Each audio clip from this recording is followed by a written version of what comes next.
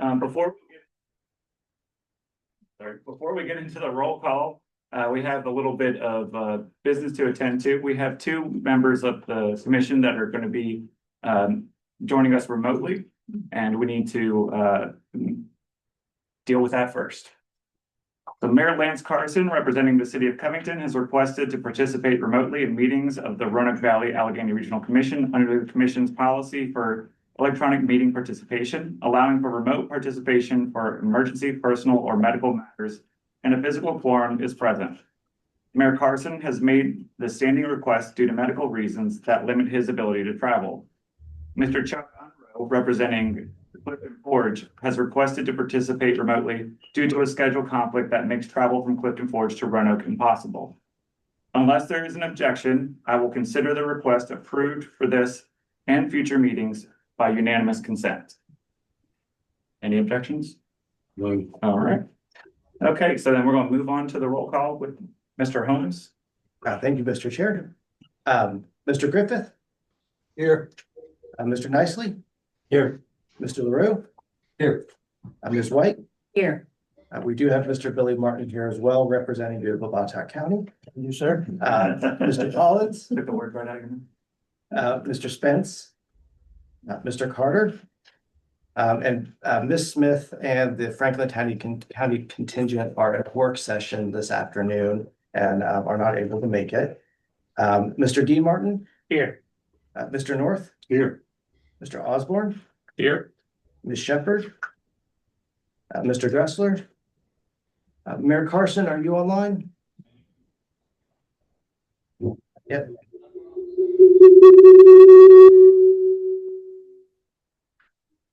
Ms. Urban? Vice Mayor McGuire let us know that he will not be able to make it today already. Ms. Dirk? Here. Vice Mayor Green? Here. Mr. Holliday? Here. Mr. King? Here. Ms. King? Is he- I apologize.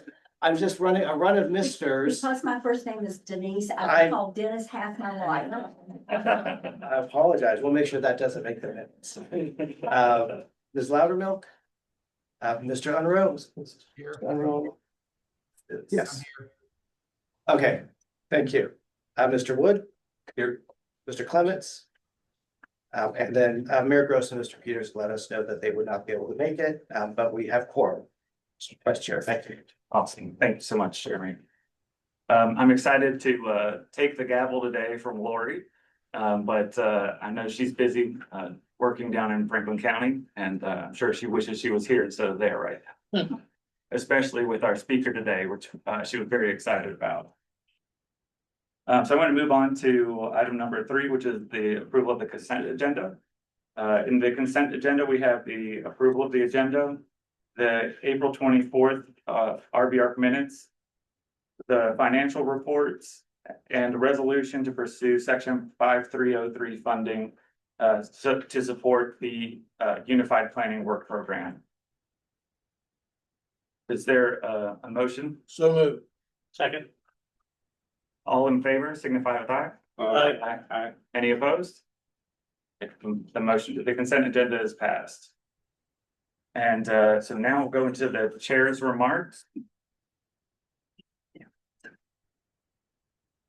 Last week, several members of the Regional Commission shared comments with Secretary of Transportation, Mr. Shep Miller, and members of the Virginia Transportation Leadership, including VDOT Commissioner Birch, DRPT Director Robinson, and CTV member Dr. Ray Smoot. Chair Lori Smith of Franklin County, Mr. Phil North of Roanoke County, and Ms. Barbara Dirk of Roanoke City all shared remarks thanking the CTB for investments included in the draft 6-year improvement plan. Speakers from the region also shared concerns about Smart Scale, Round 6, and offered recommendations for Round 7 to address a range of issues that we believe led to no projects from the Regional Commission being funded this year. Secretary Miller suggested that many of the commissioners' concerns were legislative rather than administrative, and that they should be taken up with our General Assembly members.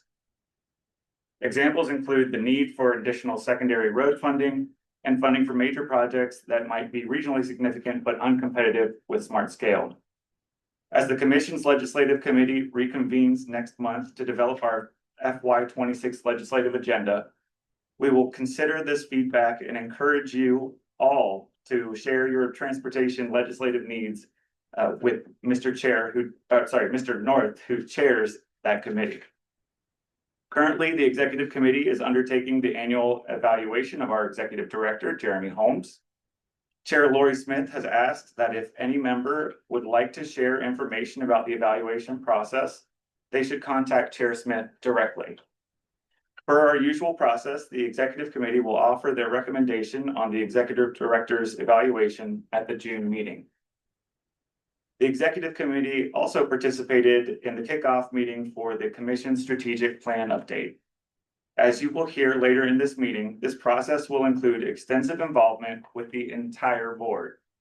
Within the next week or so, Mr. Holmes and the plan consultants will be reaching out to identify potential dates for a work session. Both Chair Smith and I encourage you to make the time to participate, even though we understand this can be a very busy time of year. We would like every member of the board to have a voice in setting our commission's strategic direction for the next 5 years. And I kind of want to reiterate that, especially to our smaller localities and our far-flung localities, that it takes a little bit more to get here. We understand that, but we want to make sure that we're hearing from you because you guys are important to the RVARC and the services that we provide, and we really want to make sure that we're having all of our localities in this 5-year update. So with that, I will conclude my remarks and give Mr. Holmes the floor for his report. Thank you, Mr. Paulson. A couple quick things. I'm a little actually lacking recognize this, but I wanted to recognize 2 of our staff here at the Regional Commission, John Stanton and Andrea Garland, who both recently received, well, actually slightly less than recently, were recognized with the Professional Transportation Planner certification. And I can say from experience, I watched them study and sweat over this, and it is a remarkable achievement, and that brings an extra level of professionalism and skill to our transportation planning efforts for both urban and rural. So we really appreciate the work that they put into that and the recognition that they deserve with that certification. I will note for those of you at the TPO, John Sand is getting that just in time to leave us. John is leaving us to follow his partner who just graduated from BTC Medical School out to Oakland, California to work on her practice. So we knew when we hired John that was a likelihood, and we're glad to have had him while we did. I can't say he's behind the pillar and I'm embarrassing him. No, okay, I embarrassed him last meeting. So, but we're gonna miss him. He's brought a lot to our TPO and rural planning efforts. But we're excited to have had him for a while, and also excited that BTC offered this opportunity to bring someone with that talent to the region, even if we're going to lose them to Oakland, California. Hopefully Oakland is congested enough that he will come back at some point soon. So I want to recognize them. The other thing, and I'm going to get up and walk around the room a little bit to share this. Jessica Mahuron, our public engagement manager, has worked on completed something that we've been trying to work on for a while. We recognize that a lot of our elected officials spend a lot of time here and don't necessarily, your peers on your boards and councils don't always know what you're doing here and the work that the Regional Commission does with your localities. So Jessica has put together our local elected officials, our Leo newsletter. And what's going to happen is every 4 months, we are going to provide this summary. I'm giving you a hard copy now, but you will receive this in PDF. This is going to be a newsletter for you to share with your fellow elected officials. Ms. King, if I call you, I'm going to give this to you as Salem's representative. Would you like this in?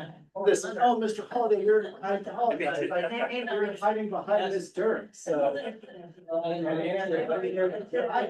but not that word. Bad day. I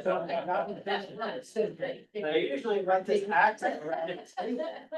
But with this, what this document does is it summarizes in some key areas, some activities that we have done specifically for your localities.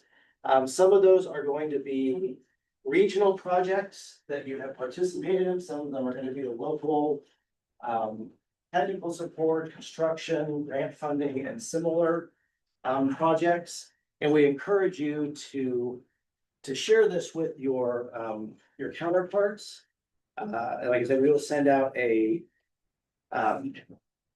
PDF copy as well, and if you'd like us to send that directly to your clerks or whatnot, we can do that.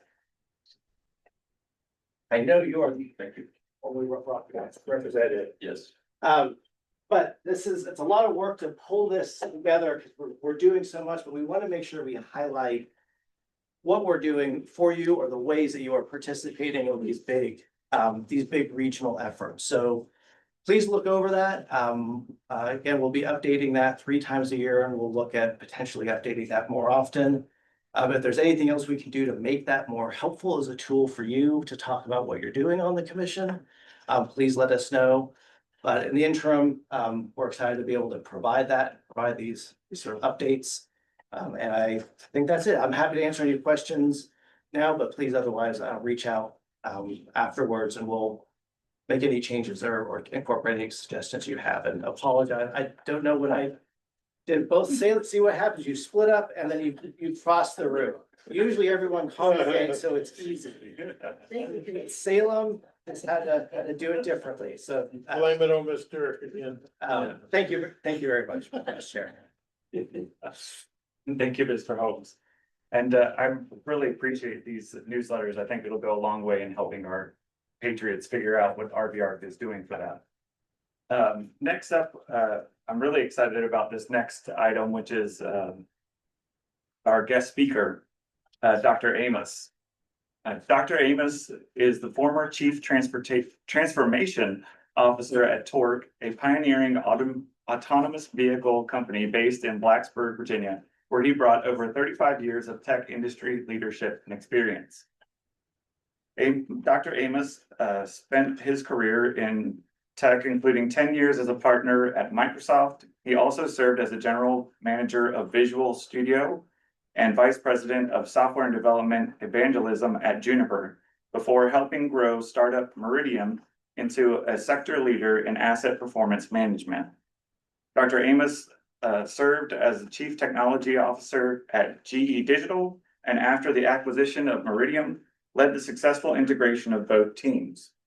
He was later made a corporate officer at GE and named senior vice president of digital engineering. He was honored for the tremendous leadership and vision he's provided to the Roanoke Blacksburg community throughout his impressive career. Dr. Amos currently serves as chair of Go Virginia Region 2. Help me welcome Dr. Amos.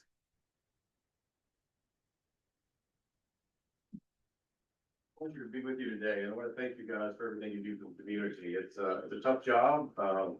I grew up in Southside right before NAFTA hit, and saw a lot of industry go away and a lot of good families get impacted. And once I retired from Microsoft, I wanted to make it a mission to come back and see what I could do to help Southside and help this region out as much as possible. I got to tell you, it's been a rewarding 10 years so far. My wife says I'm very bad at retiring, but when you look at the opportunity in front of us, I can see why no one would want to retire. I think our best days are definitely ahead of us.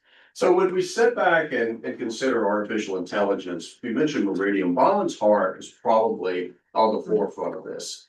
If you think about what he was doing, he was building predictive analytics to help keep industry safe. Let me give you an example. Bonds actually developed algorithms that would come back and allow an oil refinery to operate 18 months longer than it normally should have and stay in a safe mode. And why is that important? Well, if oil is $100 a barrel, you never want to shut a refinery down. If it's $30 a barrel, you're probably laying off people like there's no tomorrow. But you still have to maintain all of the safety protocols. Other examples of these same type of things we used at GE. GE manages about 1/3 of the world's power grid. We had algorithms that we could come back and pretty much know when a component was getting ready to break. Why is that important? Well, these turbines cost millions and millions of dollars, and you just don't have spare ones sitting around like batteries. So being able to optimize where you put things, or be able to send in a SWAT team right before something was going to break to help keep that power plant going was critical. Other examples in like GE Aviation, we would sit back and consider the engines that we made. So if we saw that one of the engines on a Boeing or Airbus was getting ready to go bad, we could actually flag it and make sure that we rerouted that plane to a hub overnight so we could fix it so they would never have downtime. That's the power of where we've been, but where we're going is probably twice as impressive. So if you sit back and consider AI, it's probably good to level set, because if you ask 10 people, you're probably going to get 10 different opinions. So it's not a search engine. It's not a truth engine by any stretch of the imagination. It's not the Oracle, and it's not the end of mankind. Okay, so if you've watched iRobot or things like this, people kind of let their imagination wild in terms of what AI is. But it is a growing discipline that is fundamentally going to change the way that we think and the way we work, and it's really going to impact your workforce. I was very happy that the Chamber of Commerce, State Chamber of Commerce, really worked with us on Go Virginia to get ahead of this. And we recently published, or they're getting ready to publish, a report that talks about possible job impacts and things we can do to start preparing our workforce for what's coming. Because it is coming, and it is coming fast, whether we want to or not. In my lifetime, I've lived from slide rules to calculators, calculators to computers, computers to cloud computers to mobile devices. And it's amazing that this little thing has more power than we sent the men to the moon the first time around. So Moore's Law, you hear about a lot. Technology's growing every 18 months. If you're familiar with Ray Kurzweil, who invented the Kurzweil reader, I worked with him at Xerox PARC many years ago. He says the amount of innovation we see over the next 5 years will outpace what we've done in the last 50 years. And I'm not convinced he's not right. So what is artificial intelligence? It's really a multidiscipline component. I mean, a lot of us grew up in the stats world, or the computer science world, or the engineering world, or even the humanities world. You're bringing all of those together. It's not one type of thing. Until recently, you couldn't go out and get a degree in artificial intelligence. Now, it seems like every major university has a degree in artificial intelligence. And how I started tracking this, in my PhD dissertation, I wrote something called the early warning system. And the early warning system takes trends that are going out in the market today and put mathematical algorithms out. And it started pinging on artificial intelligence about 36 months ago as something that was getting ready to grow and cross the chasm in a big way. And I think my algorithms need to go back and be tweaked a little bit, because it's actually outdone what I thought it was going to do when I first started doing this. So why is AI? Well, it increases the speed of how we do things. It takes mundane tasks out and makes it a lot easier. There's this whole concept called prompt engineering. Go home and read about it tonight. It's fascinating. The reason you get a lot of hallucinations in AI is because people don't ask the right questions. Let me give you an example of a good prompt engineering. I'm a Harvard property lawyer. Okay, I'd like to know what are the relevant cases that deal with prescriptive easements, things like this. I'd like to know how this works in Franklin County, Virginia. I'd like to know how to argue this case. I'd like to know the pros and cons. And oh, by the way, I want to be able to publish it in leading journals. Now, if you give it that type of a prompt, it'll come back and give you amazing answers. If you come back and say, tell me how to win a prescriptive easement type of case, it's lost. It'll give you everything known to mankind that you're not interested in. So is it a new kid in town? No, it's not. It's been around for a long time. John McCarthy is considered the father of artificial intelligence. This actually got started in 1956 at Dartmouth College.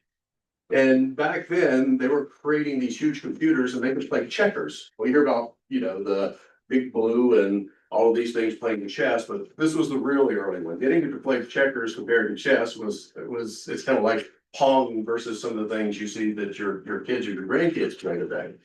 But he started the term back in 56, and it's really started to take off and go to great places since then. So is it hype or not? This is I've been doing a lot of work for the Saudi Arabia government on something called the virtual hospital. And what the virtual hospital is this massive center in downtown Riyadh that supports 136 hospitals around the country. It's fully staffed with everything you could possibly imagine, from surgeons to radiation to labs. And then in the hospitals out in the suburbs, if you will, in Saudi Arabia, they will actually, bring information to these guys, and then they can come back in moments, tell them what they're doing. So we put a lot of AI in. So that's the reason you see a lot of the healthcare type of pieces. But you can see everybody from Yale to JAMA to making, medicine more human, people are on this one. We're able to take these algorithms now and run every piece of oncology data known to mankind and find patterns that were there. We just didn't know how to connect them. And if you go back to what we're doing with autonomous trucks, there's something called a fusion layer. And that's really an interesting concept because if you think about when Torque's running these big trucks up and down 81, you see a person in the driver's seat, that person's not driving that truck. Computers are driving that truck. He's a safety driver or she's a safety driver and there to take over if something goes wrong. But that thing has two large NVIDIA supercomputers in the back of the hub. It has something called radar, LiDAR, it has stereo cameras, digital cameras. It's taking in real-time weather feeds, real-time tracking feeds, and everything else known to mankind. And it's bringing it all down to this cluster, and it's making decisions in microseconds. That's called a fusion layer. So when we sit back and think about that fusion layer, that's where these engines are going today. Remember when you'd first go out to ChatGPT and you type in something and it said, my model hasn't been updated for 6 months? That's not the case anymore. Engines like RVARC, which is Elon Musk's engine, or Anthropic's, which is Claude AI, they are actually giving you up to the minute type of decisions now. They're going into real-time data science and being able to come back and correlate this. Millions upon millions of instructions. Why is that important to the medical world? The Saudis are actually taking the same thing we do with the trucks, these big stereo cameras. And think about something like melanoma. Now, instead of having your dermatologist pick out that little thing and go out and look at every area of your skin, what you do is you stand up in front of these cameras, al fresco, you turn around, it scans you, and then it goes against millions of data sources.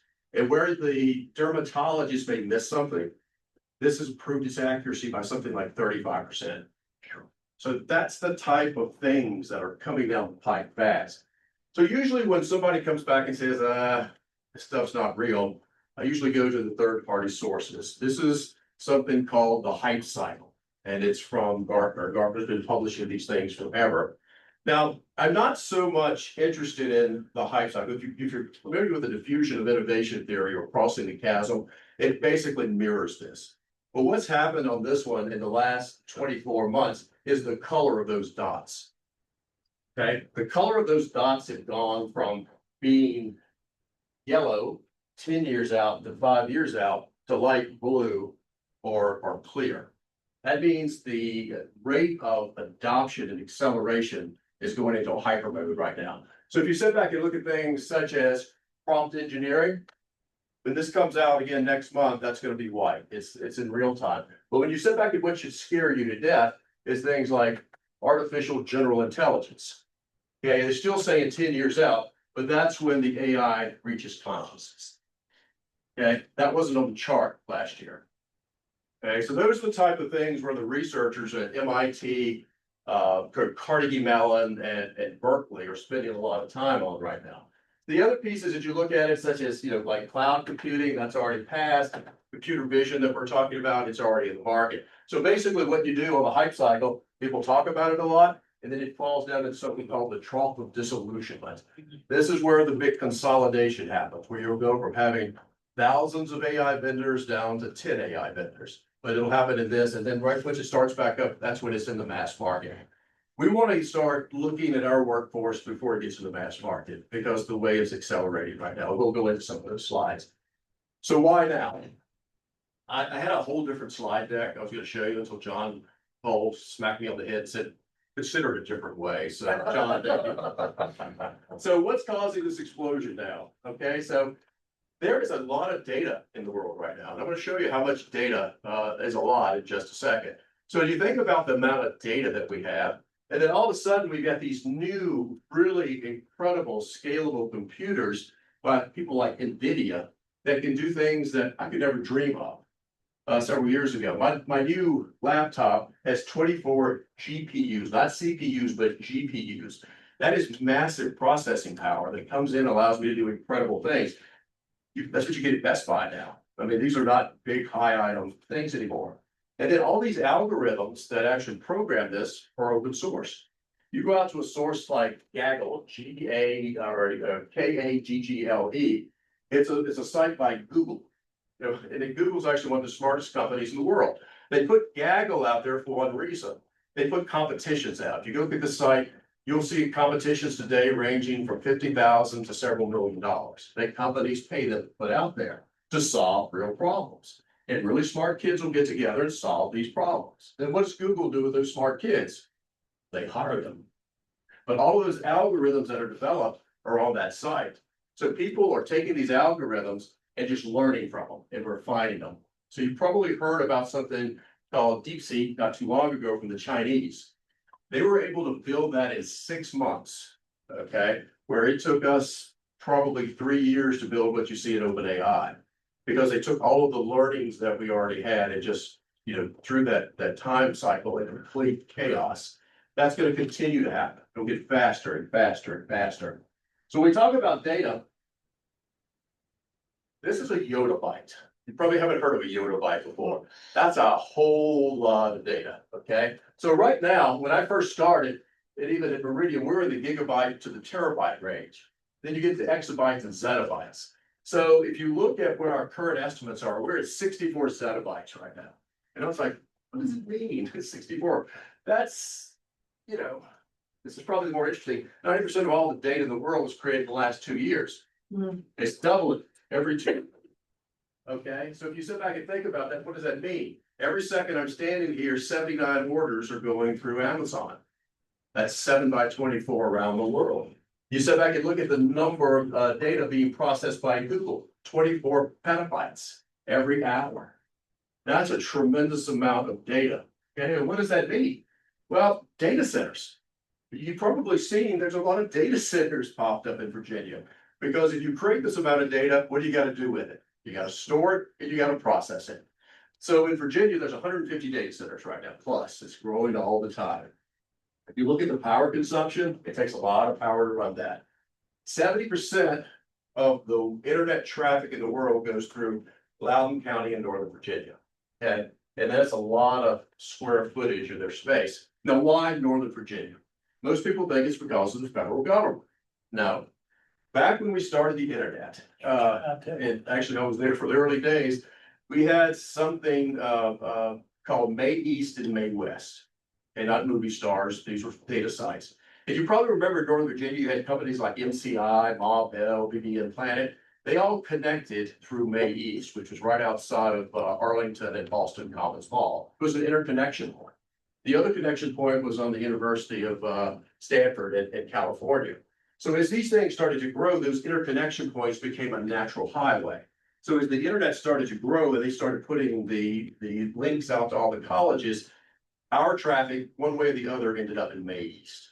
Okay, so that's the reason you saw a lot of that traffic go out there. But as John will tell you and others will tell you, these things are monsters when it comes to consuming power and consuming water. However, there are ways to think about them in ways that don't. So in Microsoft, I was at the Microsoft when we looked at bringing the first data center to here. We had a philosophy. We tried to put them around the old Bonneville Dam projects, TVA projects, hydroelectric projects. Why do we do that? Cheap land, cheap power. So if you look at where a lot of the big data centers outside of Northern Virginia, they're going to be around a hydroelectric plant or a nuclear plant. You probably saw recently where Microsoft's trying to bring 3 Mile Island back online to power some of their data centers. So with this, there's different philosophies, and this is where people kind of get hung up sometimes. Like when Microsoft decided they couldn't build the one in Christiansburg because of a fault, so it was a sinkhole, they moved to Mecklenburg County, okay? Mecklenburg County has done great things with Microsoft in terms of setting up the sites. Microsoft doesn't use as much water as most plants. They do something called run to failure. They will take these computer parts and run them till they overheat and die, and then they'll replace the rack. Now you can come back and say, well, that's not environmentally cool, but they did that because A, they didn't want to be constrained by water, even though they had a lot out of the Kerr Reservoir they could take advantage of. So if you're going to talk to the folks in Mecklenburg County right now, they're probably pretty happy with the tax revenue that's generating out of this site and the number of jobs. Every one of these data centers creates, in Mecklenburg County, will create at least 100 jobs at over $100,000 a year. That's just supporting the data center. That's not supporting the maintenance around it, the welders, the plumbers, the maintenance folks, everything that goes with it. That usually equates to about another 250 jobs. So there is a lot of employment that go around this one. The other thing is that when Microsoft was looking at this site, they wanted cheap power, but it was another requirement. It had to be close to large metropolitan areas. So when we put the one in Christiansburg, we're planning the one in Christiansburg, it was going to serve Roanoke, Winston-Salem, Greensboro, High Point. When they moved to Mecklenburg County, that site's sole purpose is for Raleigh, Durham, and the Research Triangle Park, not Richland, Research Triangle Park. That's where they're pumping most of those cycles. And people don't realize that there are a lot of companies that want to be around data centers. Why? Latency. Okay, you're really close to the data, and in some industries, like if you're in finance, microseconds make all the difference in the world in terms of process power. So the organizations or regions that have done this well have exploited that. They've come back and looked at the job growth, they've looked back to tax infrastructure, and they've sat back and looked at the startups and the companies that want to be around the data center. I'm not promoting them one way or the other, but there's a lot of money to be made in data centers if you do them right. But with that, it's going to take you about 100 acres. John, is that what you're saying today? Oh, it's relevant. Yeah. Yeah. It's a lot of acres. It's going to take power. Power is going to be your big piece. And then in case, depending on who they're doing, water is going to be your requirement. Now, luckily here, we've got land. We do have good water. Power is always going to be a problem. I think a lot of the companies right now are looking at, is there a mixed mode so they just don't have to go with the grid, i.e. could I set something up in Summit Hill to take advantage of the Mountain Valley Pipeline? Or is there a solar farm close by that I can plug into, or a wind farm? That way they're not, hedging their bets. Elon Musk unit out in Louisville or Memphis, they run on natural gas. So they pump it in and they run all the generators. And you probably saw in 60 Minutes that some of the residents are not happy about that until they start seeing the tax revenue, and then everything's well and done. But there's trade-offs. There's always trade-offs that you have to look at. So in data's landscape, we already talked about it. Northern Virginia is the big dog, but here's the map. You've probably seen this before. I said back, I get called from time to time and say, how is the environment? Should I build one in this region? And I said back, I'll talk to you folks. When I talk to these folks, I give them the pros and cons of the region. I talk to them about the Mountain Valley Pipeline. I talk to them about our incredible workforce, our blue collar work ethic. And then I sit back and look at this map and say, wow, wouldn't it be great if we had one down here at Berry Hill Farms, at that mega site? That'd be great. Wow, wouldn't it be great if we had one over here at Summit Hills, at that beautiful park they built over there? Wow, wouldn't it be great if we had one up in this area? We could put 3 or 4 in this region. We're going to create a lot of jobs. Microsoft just took the other 9 sites under contract in Mecklenburg County. So take everything that they've done and multiply it by 9. That's what they're going to build out over the course of the next 2 years. So you can see this is a data-rich environment. We didn't have this opportunity to probably COVID hit and the Build Back Better thing, because we didn't have a lot of fiber. The folks down in Danville in Region 3 and the Tobacco Commission money actually ran fiber over here to light that up in Mecklenburg County. We have more dark fiber running in this region right now than you can shake a stick at. Where I live in Franklin County, if you look at the Smith Mountain Lake up on that tower, there's a metal piece of fiber that runs to the top. Why? I have no idea, but it's there. It can be lit up. We've got fiber on both sides of Highway 40. You got fiber running up 220. We've got the fiber now. We've just got to figure out how we can light it up and make use of it for the region. So what's going on? Why has this changed? We talked a little bit about some of the things that we were doing at Meridian and GE around machine learning. Back when we were running out of IP addresses, that's the thing where your computer attaches to the network, we were actually running out of them. So we had a committee that got together. We created something called the IPv6.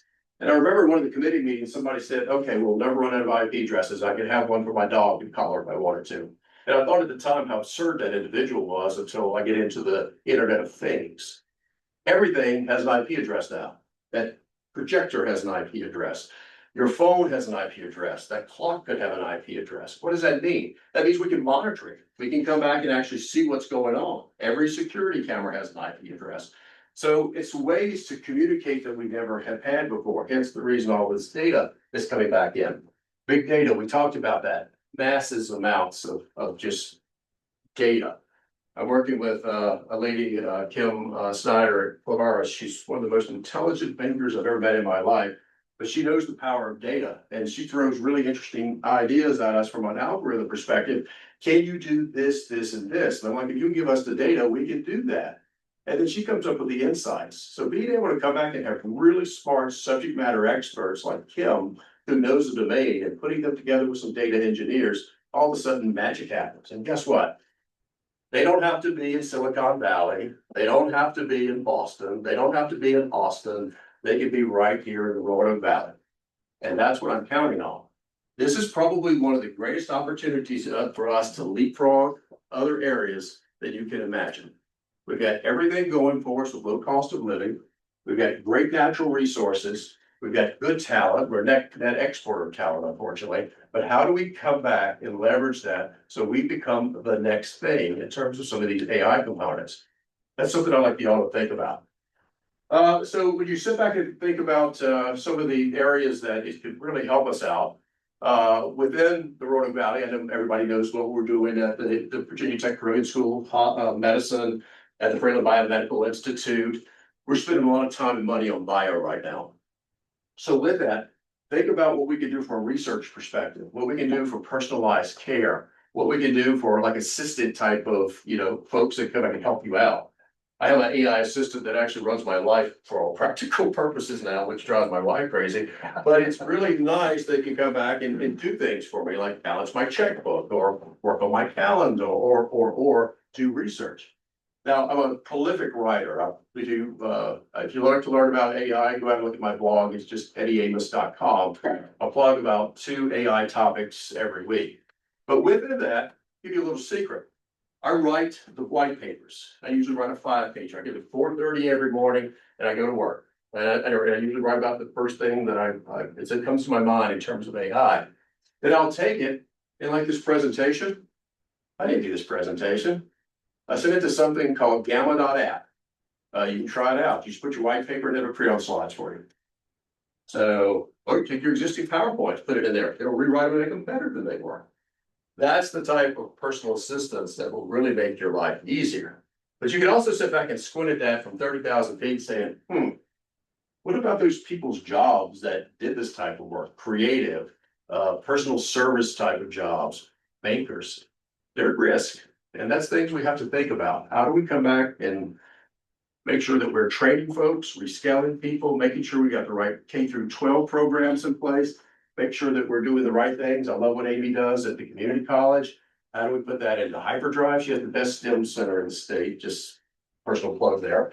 But how do we take those and take it to the next level? And then you think about transportation. We talked about what Torque's doing. This isn't futuristic. I mean, when I grew up, it was the Jetsons. Okay, remember that? Jane would get up and have on her nightgown, and all of a sudden they'd put this facade in front of her, and she'd have that telephone conference. Isn't that Zoom now or Microsoft Teams? And then, George would get in his little thing and go to Spacely Sprockets and his little autonomous type vehicle. It's kind of what Torque's doing now. So you'd be surprised next time you're driving up 81 and you see that Daimler truck with the Torque logo on it. That's a self-driving truck. It's driving itself. Okay, so that's happening in the next 5 years. We'll get the regulatory people to prove it, and that's going to be common. Why is that important? You talk to Mr. Foster Fuels down in Brookneal right now. He'll tell you that CDL drivers costing him about $140,000 a year if he can get them, if he can't find them. He says I can look at the trades right now. There's probably more jobs in the trades right now you can check state at. Are we connecting the dots with what can happen with the data centers and what can be going on with AI? We're working on some things on the smart road. We did a lot up in Northern Virginia at the PTTI. That's the smart road up in Blacksburg, where they put in new common measures from Fredericksburg to Washington using a lot of this technology. They've got an autonomous van that'll pick you up at Falls Church and take you to the metro, self-driving. That's the type of things that's happening right here in our backyard. And the question we should be asking is, how do we take that to the next level? How do we put this on 220 in Martinsville? How do we do it between, say, Bonnetot and Fincastle? How do we do it on Williamson Road? I love your idea, by the way. We got to make that happen. Those type of things are going on. And then the logistics that go on with it. The amount of data that we can save. My dream in terms of autonomy is I'm getting older. I want my car to be able to just pick me up and take me to the doctor's office. Well, I read the newspaper, if there's such thing as newspaper. But those are the type of things that we can do in transportation. If you think about the Commonwealth, we're transportation rich. We got one of the world's greatest deep water ports.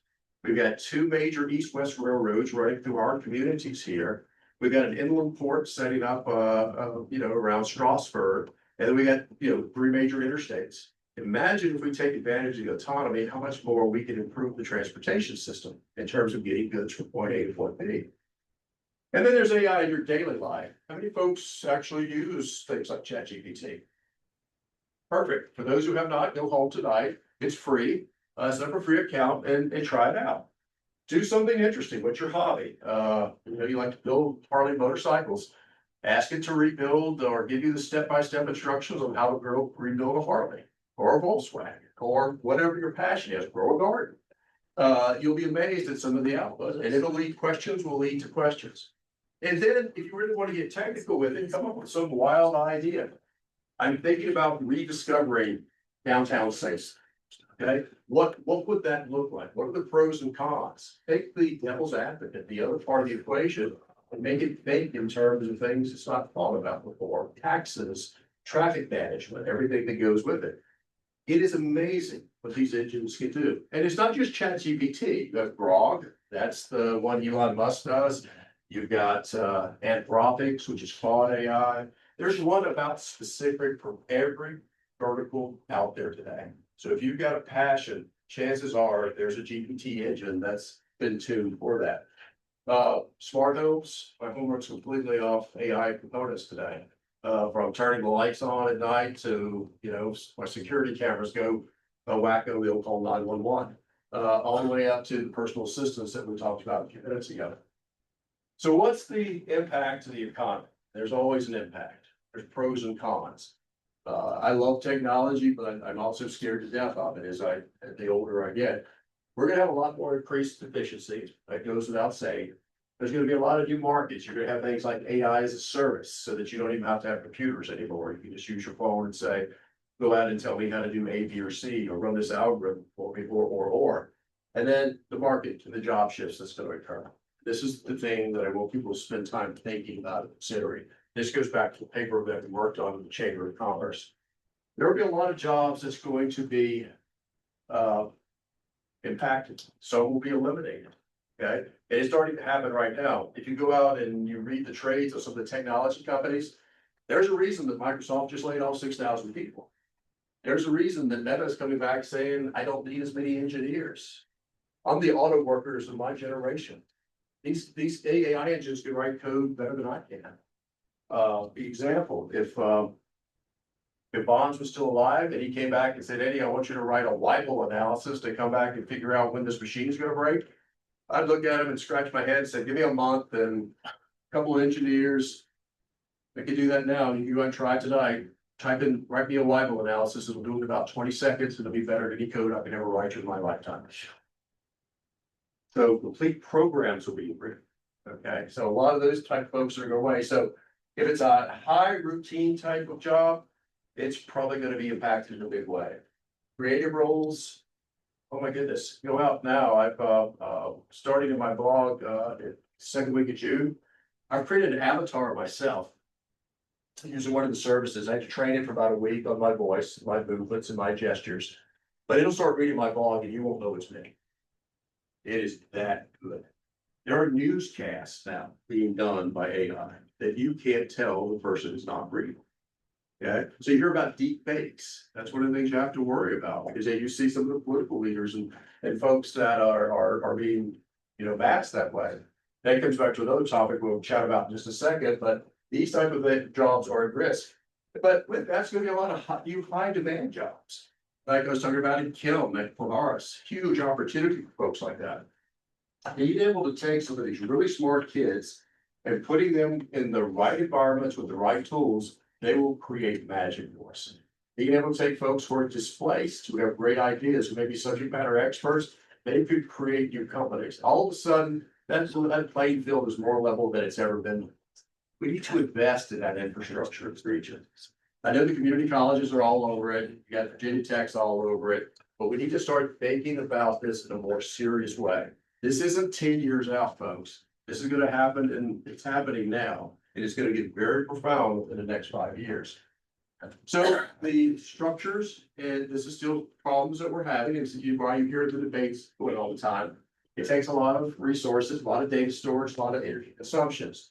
As a community and a region, we need to think about how we solve these together. It's kind of like in Silicon Valley. I was having this conversation with John.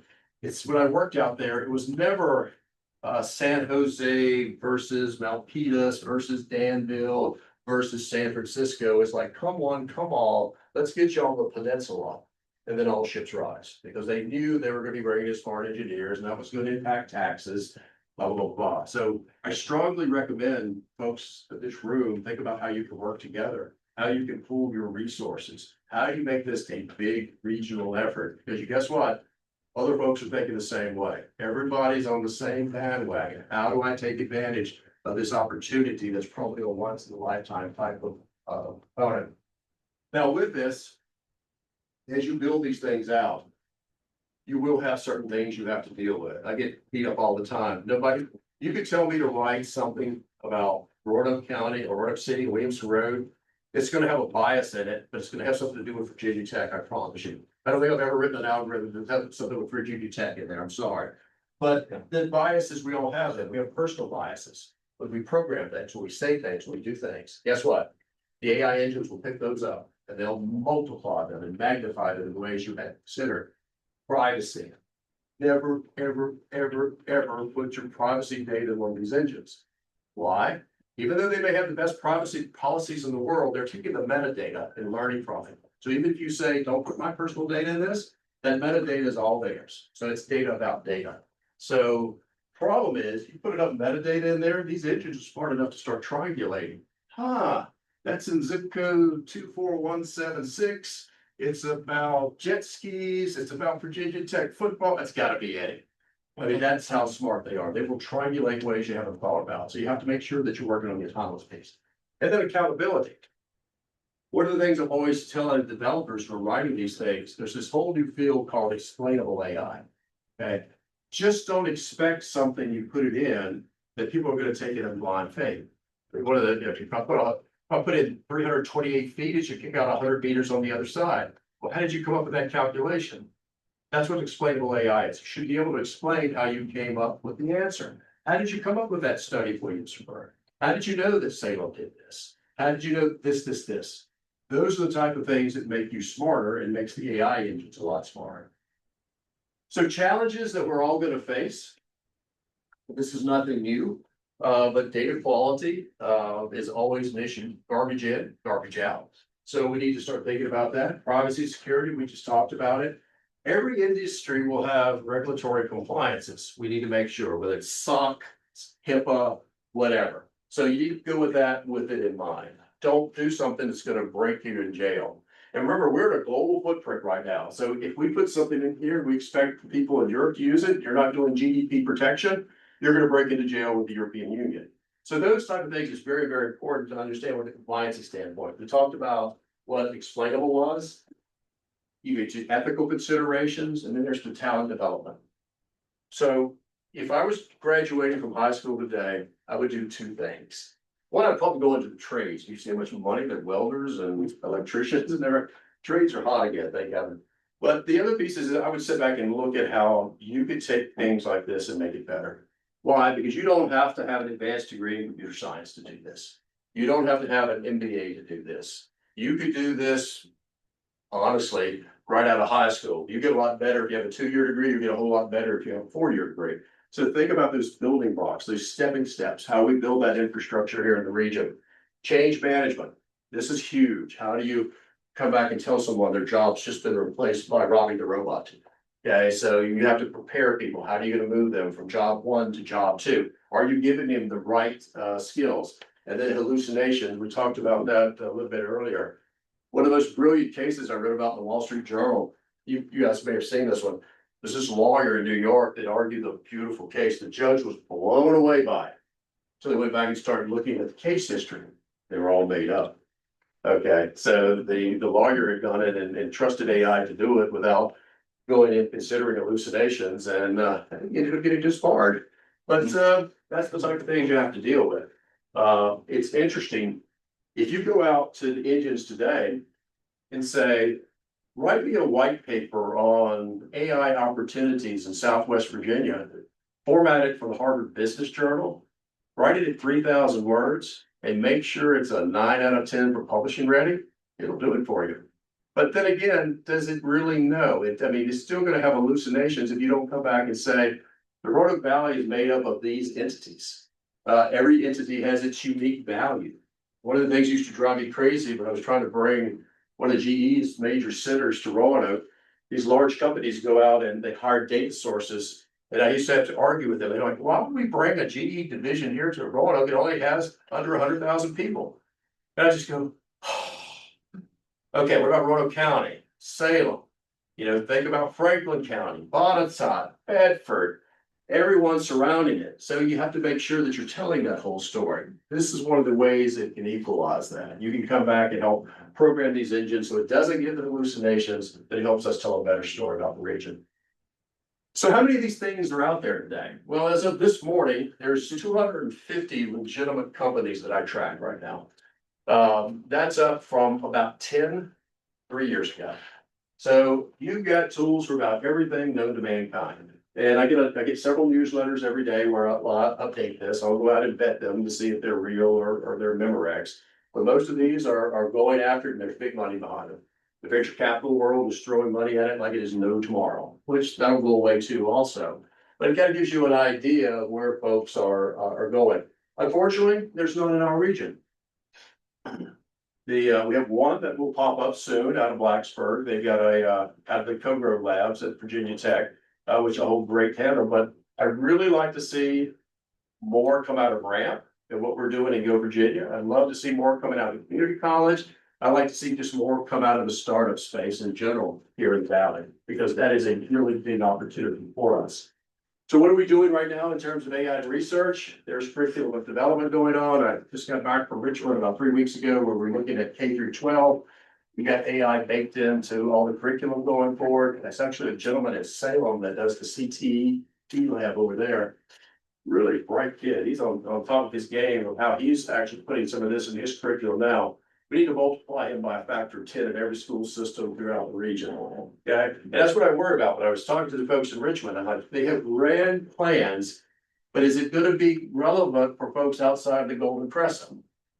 I mean, I asked them, what about Franklin County? What about Pennsylvania County? What about Floyd? And they don't really have an answer for that. So those are the type of things we have to make sure that we have the right people who are out there. Virginia Tech's got some interesting things going on now at the Innovation Campus up in Northern Virginia, but they're also doing some interesting things in Blacksburg.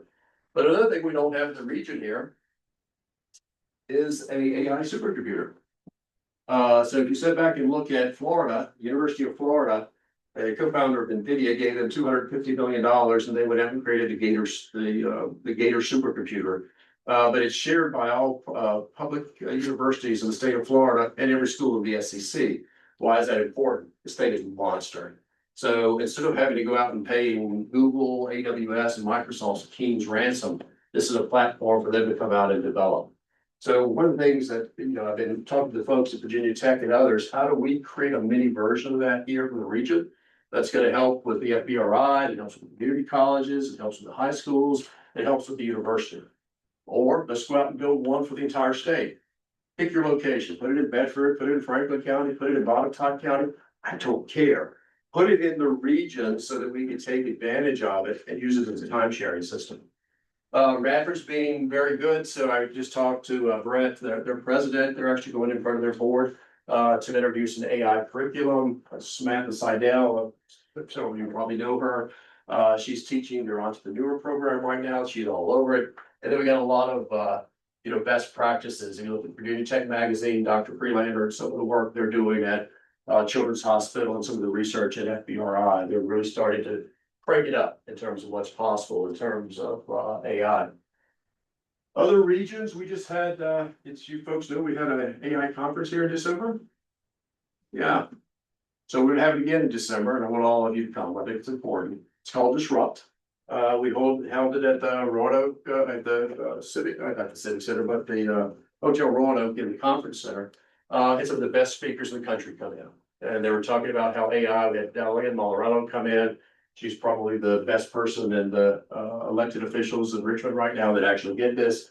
We had about 250 people show up for a 2-day conference. We're gonna double it next year. So once again, it'll be on numerous topics that are relevant to this area. But it's these type of conferences that put the region on the map. We put a stake in the ground and say, we're open for business.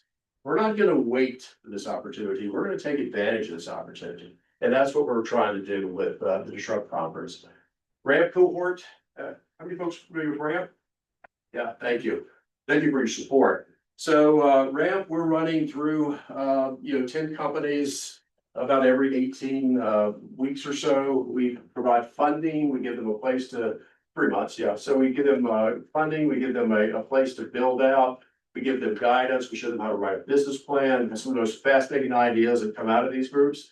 But we've had one on AI since startup that just recently completed around the healthcare industry. We need to do more of that.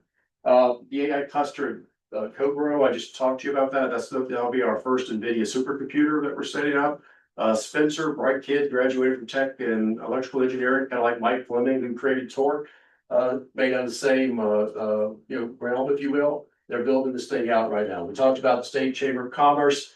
So proud of these guys. They came to us and said, I'm scared to death of AI. What can we do?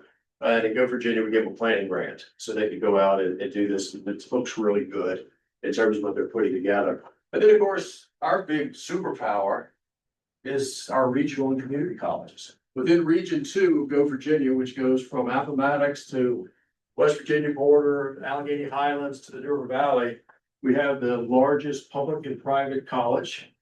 Virginia Tech and Liberty. We have 7 regional colleges and 4 incredible community colleges. Amy, how many certificates you guys give out? Over 500. Ah, But what was the cool part? oh, okay, what was the cool part? So he asked me this at a conference yesterday, at a meeting yesterday we had.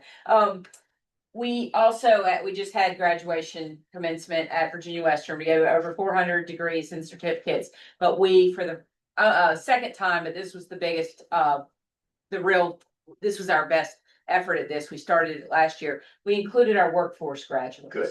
So even those who came just for a workforce and industry credential, we recognized them at commencement. They were in cap and gown. They walked across, they shook Dr. Wilmer's hand. I called their names and it was so impactful for them. And many certificates, industry certificates that we're giving are in the IT world. So this can only grow. We're doing some AI. I didn't tell you about this, Eddie. We're doing some AI work this summer, getting some entry level certificates that we have to, so anyway, over 500. And I'm leaving here, but in the next 15 minutes, I'm gonna do the Mountain Gateway. They changed the name from Daphne Lane. Got a hard time keeping up with the community college names now. But we're doing the same type of thing. We're talking about entrepreneurship and how to push this forward. If you sit back and look at something like Covington, Allegheny Highlands, what a great opportunity for these folks. I mean, all of a sudden, you're gonna leapfrog some communities. So that's what we're hoping for, that's what we're gunning for. A couple other things, what does the region need? We need a regional strategy. The state's working on a state strategy, but we really need a regional strategy. Okay, how do we want this area to be known in terms of AI? Do we have to make sure that we have the compute infrastructure? What I worry about is you can get cheap infrastructure today from AWS, Google, Microsoft, but it's kind of like a little bait switch. I say that I love Microsoft. I worked there for years. However, they bring in at a low price and over time it really goes up. So I want to be able to have the infrastructure so startups can come to the region, to be drawn to the region, and they stay in the region. So that's going to require us to invest in infrastructure. Workforce development needs to go without saying. We have to think about our current workforce, whether they're in high-tech manufacturing, whether in retail, whether in healthcare, all of these jobs are going to be impacted. What are we doing to move them forward? Even folks like in WAPTAC over in Salem, what are they doing in a manufacturing realm to get ready? Because it's the cross sections are incredible. If you think about high-tech manufacturing, additive manufacturing, and AI, they all come together.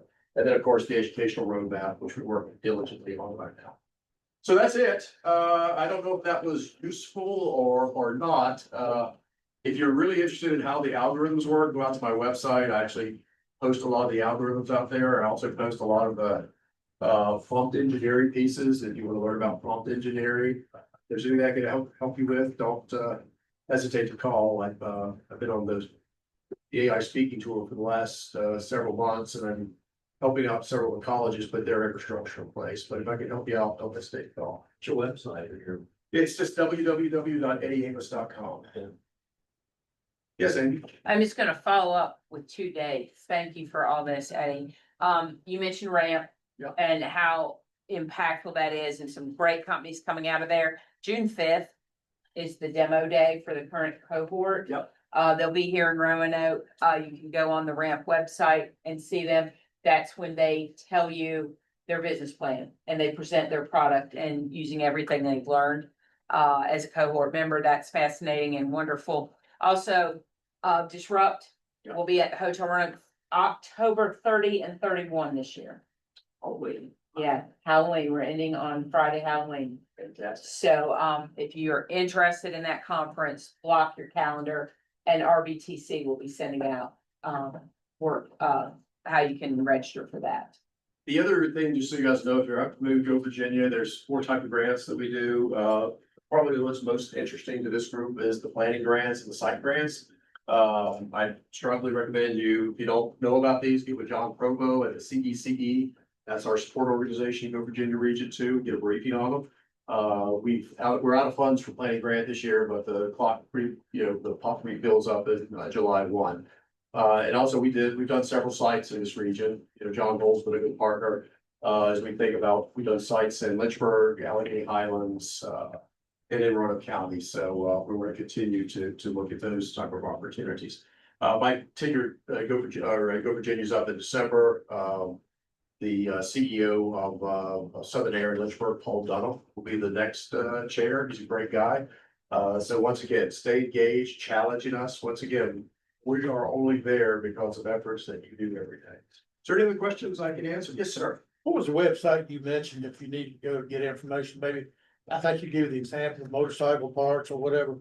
Yeah, so there's one of the one I was referring to as Gaggle. It's GA or the KAGGLE.com, and that's the Google competition site. That if you go out and look at the headings, they've got everything from banking to high tech manufacturing or whatever. Or just go out to any of the AI sites. What's a good one to send them to? Chat GPT. Yeah, just Chat GPT. That seems like a favorite. Chat. Yeah. GPT. And you get X number of hours for free. No, just Chat GPT. .com. Yeah, and you could go in there, sir, and just start typing in your queries, and it'll come back and start giving you interesting things. I'd like to see what I can with. You're probably gonna come up with stuff that will amaze us and will help us all out. So, any other questions? Thank you, sir. Enjoyed that. Okay, well, Jeremy, thank you for inviting me. Thank you very much. Go ahead, Lee. I do have a quick question. Yeah. And this is more general, it's not anything technical, but you touched on this in terms of the rate in which all of this has progressed, but I'm curious as to why. I mean, this is kind of like, it's like we hit this critical point and all of a sudden this has become astronomical. What was it that made that happen? It was 2 things. NVIDIA, when they came out with the new superset of GPUs, that just, it's phenomenal how much data these things will process. And then the amount of data. So we had the 2 perfect storms hit simultaneously, and that's when you started seeing the GPT world start taking up. GPTs have been around for a while, they've just been slow. But when NVIDIA put all this processing power in there, that's when it really started to take off. So instead of having to wait a day for an answer, you're getting it in seconds. So within that, then people started just to, advance innovation at incredible rates. So you didn't have to wait for like a timeshare to come back and give you an answer 24 hours later. You're getting it in seconds. So now you see people just sit back with these prompt engineering, just building things left and right. One of my friends who's a data engineer, he'll come back out and he'll have an idea for a program. He'll say, okay, write me the blueprint, write me the use case stories, write me the test, do the market analysis for me. By the way, write the code.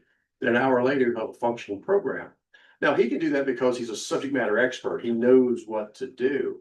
But if you just say, go out and do this and have no clue, it's garbage in, garbage out. That's the reason folks like Kim Snyder at Farmers is such an important person. If you sit back and look at people in additive manufacturing, people like John Hull. I'd love to just take John's brain for one day and just put it down in an AI engine for everything he knows about economic development in this region. Not that I want to replace John Hull, but that's the type of thing that could probably benefit us all. Right. Did that answer your question? Yes, right. And do you know who Eric Schmidt is? What's he do? Well, he was the CEO of Google. He grew up in Blacksburg. Look him up. You're his doppelganger. Oh, yeah? Yeah. You could probably come back and say, I'm Eric Smith, and probably, Smith, and probably like, oh, hey, Mr. Smith, let me buy you a free drink. Anything else? Yeah, all right. Well, thank you guys for what you do for the community. Is there anything else I can do? Thank you very much, Dr. Amos. That was a awesome presentation. We got a lot of work to do. Here. All right. So next on our agenda, we have our work program update, and I will recognize Mr. Holmes for that. Thank you, Vice Chair. I'll make the next couple items quick. I appreciate, it was a very long presentation, but there's a lot of implications for this region, our workforce, our infrastructure, land use that was packed into that. So I think we'll be talking about it for a while, but I will make the next couple items as abbreviated as possible. Quick note on the work program committee is going to meet after this. Another reason we'll move through this so they have time. We are closing in on the final version of the work program. We've largely have gotten the projects that we can support with next year's budget. Chair Smith had asked me primarily to just provide some general information on kind of the budget changes that are driving the work program this year. So I just want to share a couple of quick points with you that you'll see when we look at the work program, the final budget next month. Some of the things that are driving our choices, I may have mentioned previously, we had more non-transportation projects requested this year than we've had in previous years. Usually we have a lot of transportation studies. We've had fewer this year, a lot more on the community development side. One of the implications of that, our ARC funding, Appalachian Regional Commission funding that drives a lot of our rural work, that did go down by about $16,000. This year, we usually get about, I think last year we had about $78,000, which we match dollar for dollar. That was reduced to about $60,000, and some of that was earmarked by DHCD for travel to attend some conferences. So overall, our rural program shrunk a little bit. We participated in another regional commission called the Southeast Crescent. That went down by about $5,000. Our transportation funding went up. So there's a little bit of a mismatch this year in fewer transportation project requests, more transportation funding. So overall, our urban transportation program went up by about $25,000. What we do with that is a lot of that we are able to carry over in our road portion of that, not the transit funding. So what you will see in the budget when we get to that point is we hold on to that, and then for future studies like the updated long range plan or a transit vision plan or something like that, we take that reserve that we've held on to and we can hire a consultant or do a major project update. So we don't lose that if we don't spend it this year. It goes into a carryover, but we've got, again, a little bit of a mismatch, more urban transportation, fewer projects this year. One of the big areas that you'll see is our housing work. Most of that's driven by our Virginia housing contract that we get to construct housing. That has kind of elevated our budget the last couple of years. We're spending all that money. So over the next couple of years, by fiscal year 27, that'll all be gone. We built, I think about half to 2/3, we've contributed to this construction about half or 2/3 of the projects that were in that grant. So a lot of that money will be gone. So you'll see what looks like a big decrease in the budget. It's actually not project related. It's contract related for that construction. Everything else in our budget is largely flat. So our regional local funding, funding that supports the Roanoke Valley Collective Response, the Opioid Abatement Authority and SAMHSA, our EDA funding, those are all flat. So there's not significant changes there. So overall, the budget's will be pretty stable. So the work program does not have huge fluctuations in the projects. It's just a matter of meeting the locality requests that we've got that are sort of driving that. So I'm happy to answer any questions. You will get the recommendation next month from the work program committee on those projects. But I wanted to share that budget update. Happy to answer any questions on that item if anyone has any. With no questions, I'm gonna go ahead and have Mr. Holmes go over our strategic plan update and discussion that we had about that. Yes, again, very quickly, I want to thank the executive committee and the regional commission staff. Our director staff did double duty attending a strategic plan kickoff as staff, where I wasn't in the room. I wanted the staff to be able to talk about their organization without me there. And then the executive committee and the staff leadership met in a separate kickoff meeting. This was really a sort of get to know you with the consultants, them to understand what the organization is and some direction we wanted to go. There's a staff report in the agenda packet that describes sort of the next steps. We're going to do a survey out to some stakeholder groups that were identified in those kickoff meetings. The one difference I think that's in your staff report that I think we're not going to go with is you'll note there's a bullet point about we discussed reaching out to General Assembly members since we're doing so much legislative work now. But I think we've decided that they don't know enough about the organization to help inform our strategic plan, but we will take our plan out to them and use that as a way to educate our General Assembly members about what we do and kind of what we need from them. But we'll be reaching out to administration and staff leadership at each of the localities, all of you, our staff and some partner organizations that work with us regularly. That we'll finalize that survey by the 28th, and you'll see something in your inboxes after May 28th. One thing I want to note is that the consultants have been directed to by the executive committee and are committed to making sure everyone has a voice, which means if a survey is not the right way for you to provide feedback, they will do Zoom calls or phone calls or one-on-one meetings. So our rural locality staff and other folks who may want to provide feedback a different way, I will work with them to get them engaged with the consultants on that. And then the last thing you will also be hearing from me soon is as Mr. Wallace noted at the top of the meeting, Chair Smith is really focused, the executive committee is really focused on getting all of you together to have a strategic planning session with the consultants. So we're looking at a half day or something like that in-person meeting. We know it's going to be tough to get everyone together sometime in June or July. We're going to do our best. But you will get some information from me about trying to schedule that time with as much of this group as we can get. And the consultants have said we are going to sacrifice speed for completeness. So we don't, if it's easy, if it's slower to get everyone involved, we're going to focus on that and extend the deadline of actually delivering the final plan till a little bit later than we had originally forecasted, which is about September.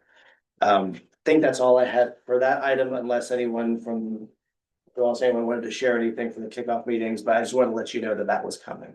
No, I think that was a good, covered it pretty well. I'm excited about the artisan leader who's our consultant. They seem to be very knowledgeable and done this in a bunch of different organizations. So we're excited about it, and we really do want everybody to participate. The last time we did this was what, 2017? 2018, 2019, I think was the last one. And so a lot's changed since then, and we want to make sure that we're hearing from everybody that's on the commission. Thank you, Mr. Holmes. And now we'll go to the committee reports, and we'll start with the Roanoke River Blueway Advisory Committee with Ms. McGee. Actually, in the PowerPoint, the SEDS is first, and I'm doing both of them. Oh, sorry, yeah. No, it's our fault. But thank you, Mr. Vice Chair. So Brian is out this week. I am updating you on the SEDS. I have dropped both my pens. Don't worry about it. I'll get it when I walk away. So let's get started. You have some slides for this one because we had a big month. So there were several SEDS committee meetings over the past couple of months. These are the ones that were held in May. So as you are probably aware, every year we do a comprehensive economic development strategy document that is the guiding kind of plan for for the economic development work in the region. It's what enables us to maintain our EDA funding with the federal government. So very important document, very important process, and must be updated annually. We are closing in on the end of that process, so that will be coming to you next month. These were the meetings that were had to kind of close that out. May 14th, the full sets met and recommended the draft to come to you guys. In terms of next steps with that process, there is a public engagement site up. You can visit it now. It's live. The public comment period is officially from Monday until June 25th, which is the day before the regional commission meeting in June. There is an online survey. It's fairly high level, but there's an opportunity for public comment. And then we will have a public hearing on June 26th, whereupon this body will vote on the adoption of that document. So that's where that project is. Great to see it moving forward. And then the other big news at that May 14th SEDS committee meeting, there was a tour of Roanoke Cement. They're doing some really interesting work out at Roanoke Cement. And so here's some pictures. Some people in the room were at this meeting. It was a lot of fun. It was a very rainy day. We had some equipment failures in terms of the shuttle bus, but overall, I think it was a great time. So part of what prompted this is that there is a really interesting project going on in Roanoke Cement. I just want to mention it briefly. I've got handouts from James Bregel that led the tour, if anyone is interested in learning a little bit more. But there's a project that has received significant investments, about $136 million investment for development of a calcine clay facility at this facility. And honestly, it's a little bit above my understanding or knowledge, but I do have the handouts for you if you're interested. And it's a huge investment area for our region. It's going to be kind of the first of its kind in North America, I believe, possibly in the world. And it should be operational in 2029. So it's a big deal. It's a lot of really interesting research going into this. To make a higher quality and hopefully more environmentally friendly cement product. So very, very fun trip. That is the SEDS update. I'll move into, oh, sorry. Question. Sorry to slow you down. No, so you said that it was approved to present the SEDS to the board. Yes, And we're supposed to, we are now in the Review. public comment period. So that's, so has that been presented to the board and I just missed it or? No. Okay, no, so that will come to you guys in June. We have to do an open public comment period for 30 days. before it comes, Before it. okay, Yeah. all right. Sorry. for confusion. Yeah. And, I'm sorry, go ahead.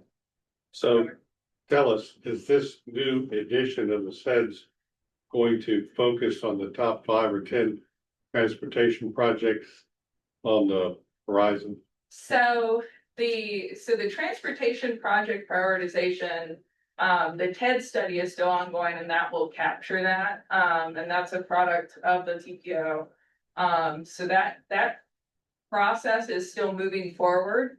And I believe, I think Chris can correct me if I'm wrong, but I think they're aiming for a fall date for publication for that.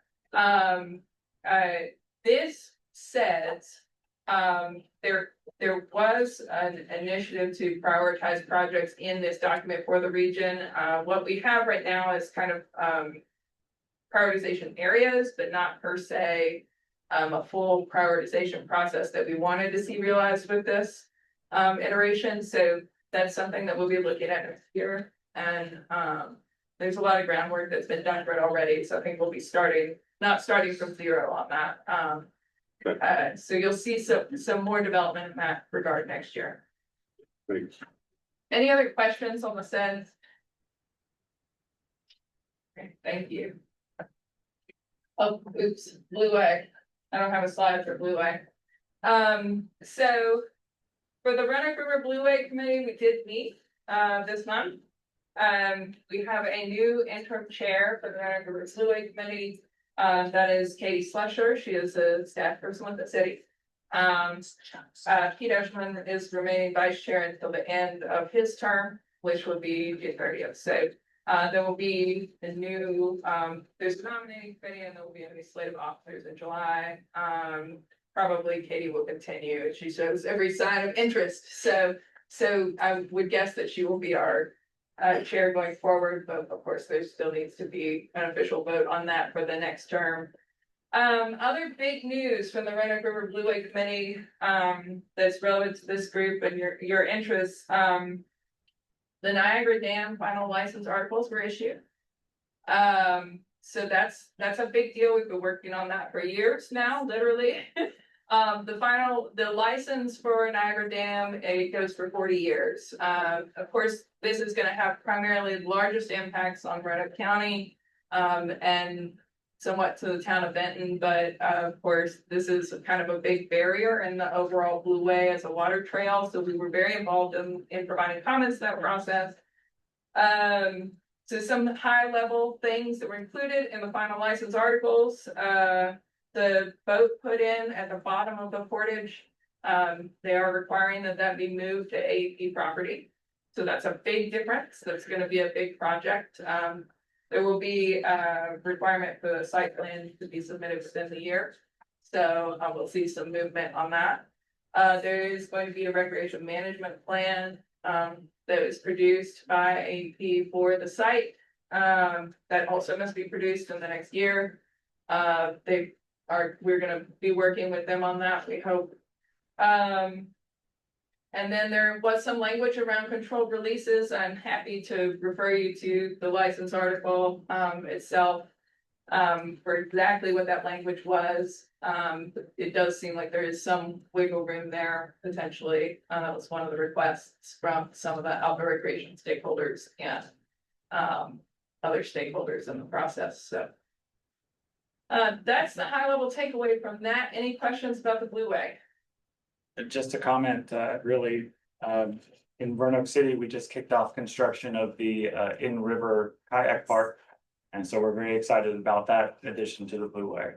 Yeah, great, great call out. That is a huge project that is gonna be really impactful to the entire Blue Way corridor.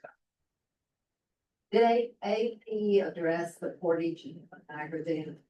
Yes, so they did address the portage and at this time, to kind of come back to that, there is the takeout location above, and then there's totally a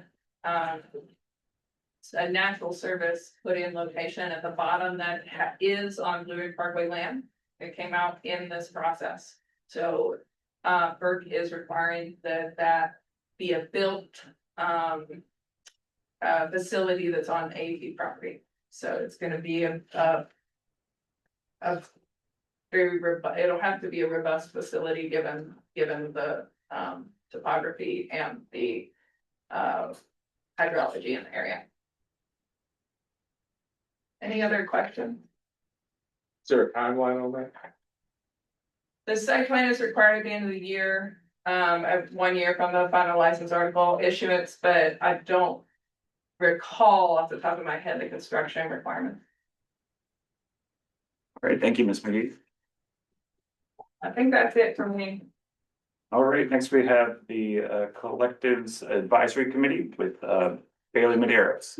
Thank you so much. The Collective Response Advisory Committee met yesterday and discussed our ongoing role in supporting regional opioid abatement efforts. During the recent grant cycle, we provided technical assistance to Roanoke City and Roanoke County throughout the 2025 Opioid Abatement Authority application process, which concluded April 1st. Our meeting yesterday included representatives from both localities, and we began our plans for assistant needs in the year ahead. We're very glad to continue assisting Roanoke City and Roanoke County, and we welcome any other requests for support from other localities preparing to steward their opioid abatement. funds. I also just wanted to mention quickly that the collective response team has grown. We welcomed Anna Botter last week, and so we're very excited that we're now a team of 3 and that we can now triple our very, very important work in the region. Ms. Medeiros, I had a quick question, because I've seen in the news that there was a large drop in opioid usage in America. I was wondering if there's any data on that in our region. That's actually a really good question. I can speak to in our region, overdose rates have declined.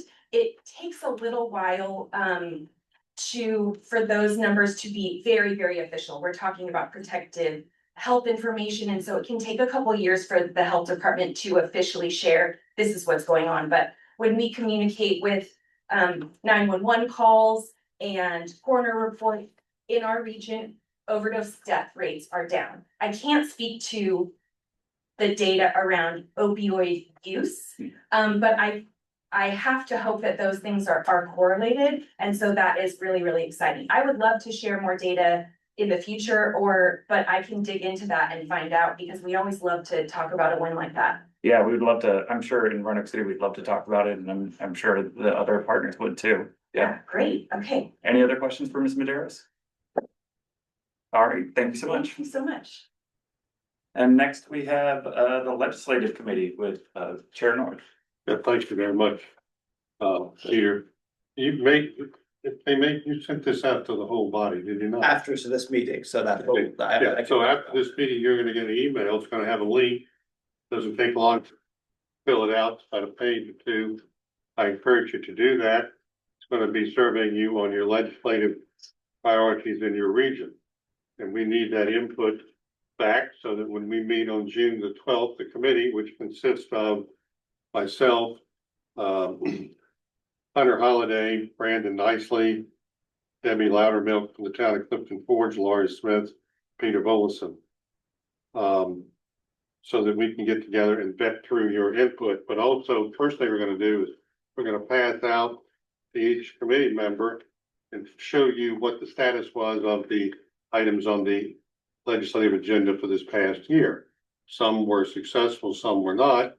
And, if they were successful, we'll remove those and craft a new legislative agenda and or continue some of the items that are on here. Anyway, it'll be a vetting process.